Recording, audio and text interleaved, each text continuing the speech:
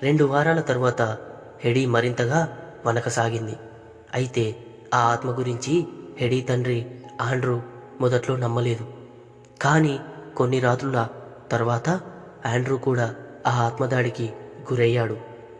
ఆ సమయంలో హెడీ ఒంటి మీద గోళ్ల చారికలు తీవ్రమైన నొప్పిని కలిగించేవి. వెంటనే పారాసైకాలజిస్ట్ డాక్టర్ విలియం రోల్ని ఇంటికి పిలిపించింది లిసా. హెడీ చెప్పే మాటలు నిజమేనన్న నిర్ధారణకు వచ్చిన రోల్ చనిపోయిన వారితో కమ్యూనికేట్ చేయడానికి హెడీ ఏదైనా రహస్యమైన శక్తిని కలిగి ఉందా అంటూ హెడీపై ఎన్నో ప్రయోగాలు చేయడం మొదలుపెట్టాడు. కానీ ఏ విషయాన్ని తేల్చుకోలేకపోయాడు. కొన్నేళ్లకు హెడీ కుటుంబం ఆ ఇంటికి దూరంగా వెళ్ళిపోయింది. ఆ తర్వాత కోర్డిలోన్ల ఆత్మలు హెడీకి కనిపించడం మానేశాయి.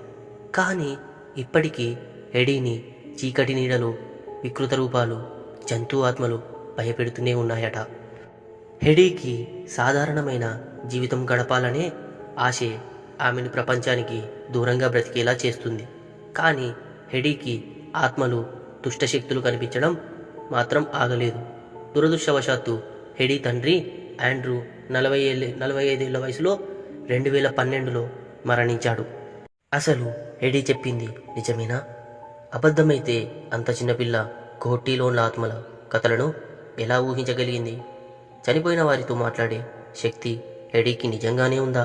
ఇలా వేటికి సమాధానాలు లేవు. పైగా ఆ కుటుంబం మీడియాకు దూరంగా ఉండేందుకు ప్రయత్నించడంతో సమగ్ర సమాచారం దొరకలేదు. ఈ కథ ఆధారంగా ఎన్నో నవలలు, డాక్యుమెంటరీలు, సినిమాలు పట్టుకొచ్చాయి. అయితే హెడీ చెప్పింది నిజమే అనేవాళ్ళు ఎంతమందో, అబద్ధమని కొట్టిపారేసేవాళ్ళు కూడా అంతేమంది. ఈ కథ ఇప్పటికీ మిస్టరీగానే మిగిలిపోయింది. ఈ విషయం గురించి హెడీ ఏం చెప్పిందో తన మాటల్లోనే విందాం.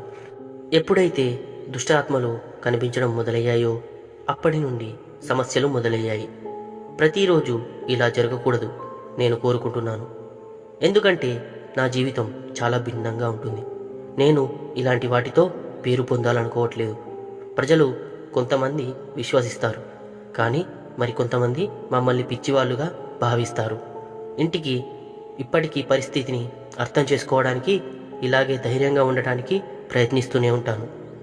ఇది గాయస్, ఒక 4 ఏళ్ల అమ్మాయిని ఆత్మలు వెంటాడిన నిజమైన సంఘటన.